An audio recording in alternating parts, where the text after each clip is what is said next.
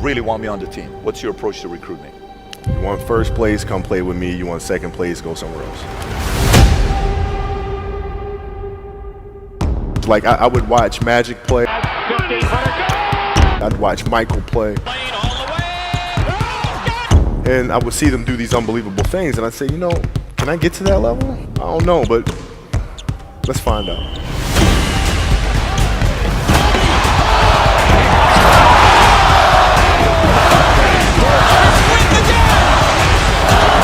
That's why he's the best player in the game.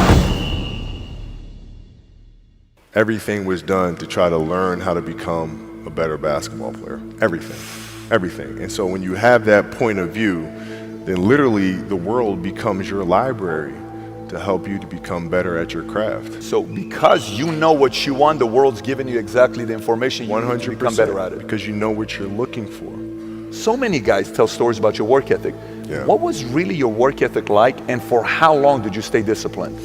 Well, I mean, every day. I mean, since 20 years. I mean, it was an everyday process, and trying to figure out strengths and weaknesses. For example, jumping ability. Man, my vertical was a 40. It wasn't a 46 or a 45. My hands are big, but they're not massive.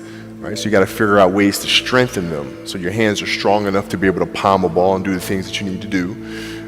Quickness, I was quick, but not insanely quick. I was fast, but not ridiculously fast, right? So I had to rely on skill a lot more. I had to rely on angles a lot more. I had to study the game a lot more.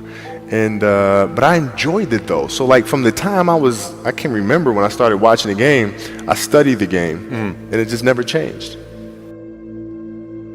It's a good separation for me, emotionally, to be able to put myself in a place where at practice or when I'm training or during games, I switch my mind to something else.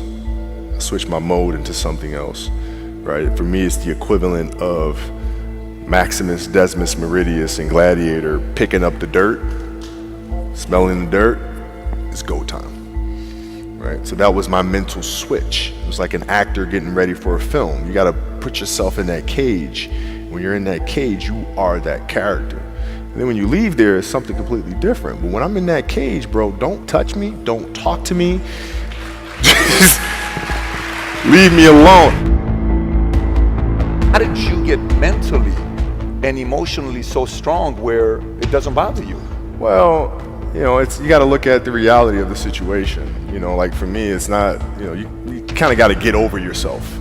Like, it's not about you, man. Like, okay, you feel embarrassed. You're not that important. Like, get over yourself. That's where you go. Get over yourself, right? Like you're worried about how people may perceive you, and like you're walking around and it's embarrassing because you shot 5 air balls. Get over yourself, right? And then after that, it's okay, well, why did those air balls happen? Got it.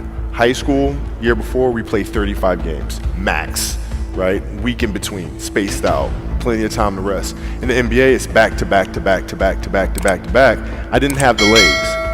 So you look at the shot, every shot was online, but every shot was short, right? I gotta get stronger. I gotta train differently. The weight training program that I'm doing, I gotta tailor it for an 82-game season, so that when the playoffs come around, my legs are stronger and that ball gets there.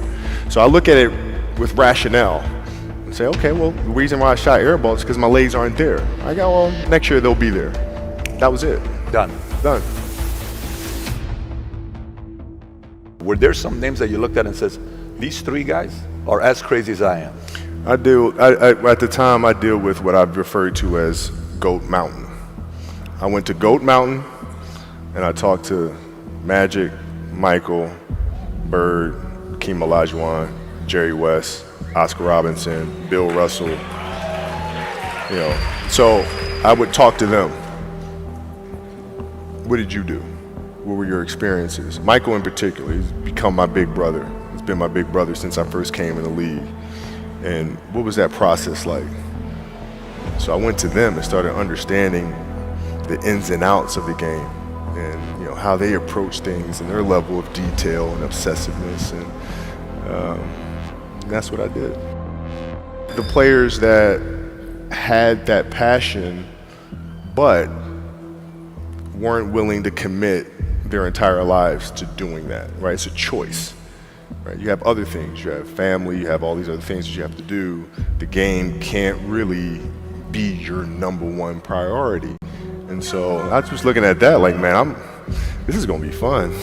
If I'm buddies with you from high school, if I'm a cousin of yours, what happened to our relationship? How did that gravitate when you went into the league and you're determined to become the greatest, or you're determined to become one of the greatest?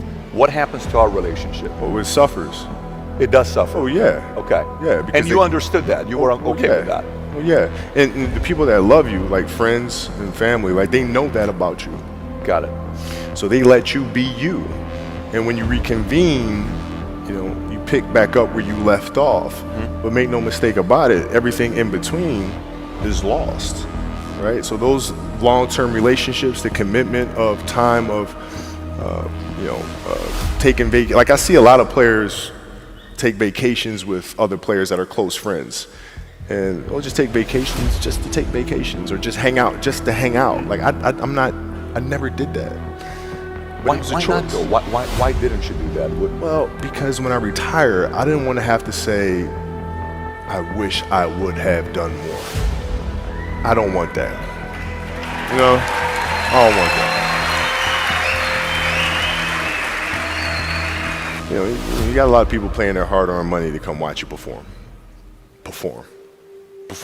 It's your job to be in shape. It's your job to be strong enough to perform at that level every single night. And as a competitor, I'm not ducking shit. Like, it's not, oh my God, my back hurts, I'm sore, we got to play Vince Carter and Toronto Raptors tonight. We actually had this happen. We had a game against Toronto in 2000, and Vince was tearing the league up. My back was jacked. But like the perception of that, like what? Kobe's missing the game against Toronto and Vince Carter because my back was really spasming. But people will be like, what? Oh, he's ducking Vince. Excuse me? No, I don't think so. So I would be in the layup line like, okay, there's a lot of days where you can rest and recover. Today ain't one of them. Your back can bother you any other day. That shit ain't bothering me today. Wow. He gonna have to see me today. Yeah. Oh man. Yeah. If you're looking at a big investments you got to make, what is the decision-making process there? Do you call? Is there first you do your own research? You take this much time. You call an advisor. Is there a system you follow? It's pretty simple for me. It's do you understand the business? Is it a business that you can help in some form or fashion? What are the barriers of entry to that business? And then the entrepreneurs themselves, the company itself, right? Do they have a culture that you believe is sustainable? Are these leaders people that you believe in? Are they people that are obsessives? And in turn, have they created a culture of obsessiveness? So I tend to look at those 4 factors, and that's it. That's big right there, by the way. I don't know if you guys caught that right there. That's pretty massive right there.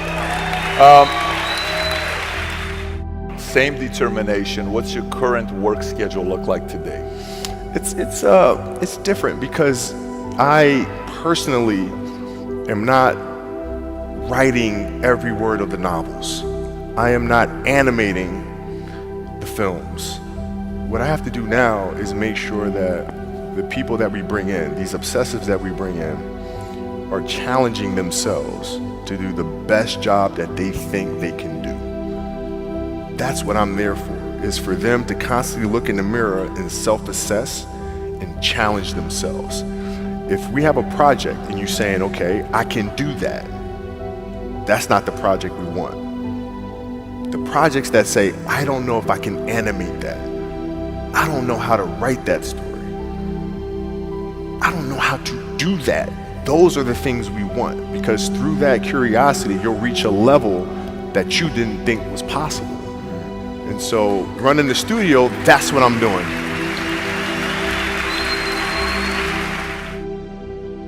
You're playing against the Golden State Warriors. Score is 107-109. You guys are close to getting into the playoffs. You know exactly what happens in the game. You go up, you're about to take your shot, and then all of a sudden, boom, Achilles happens, right? He went and hit the free throws, and then you walked off the stage. Yeah. And you got the surgery done. when I went in the trainer's room, my kids are in there, and they're looking at you and stuff, and I'm looking at them, and I'm like, it's all right. Dad's gonna be all right. It'll be fine. It'll be all right. It'll be all right. It'll be all right. As a parent, you gotta set the example. You gotta set the example. This is another obstacle. This obstacle cannot define me. It's not gonna cripple me. It's not gonna be responsible for me stepping away for the game that I love. I'm gonna step away on my own terms. And that's when the decision was made that, you know what, I'm doing it. I'm doing it.